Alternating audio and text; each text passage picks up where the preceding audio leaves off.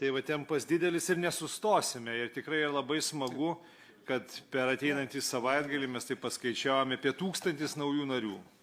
Ir ką pulkininkas minėjo, kad tai yra išskirtinai patikimi žmonės. Lietuvos patriotai, tai yra ne kitas socialinis burbulas, kur nemėgsta Lietuvos, bet yra tautos branduolys.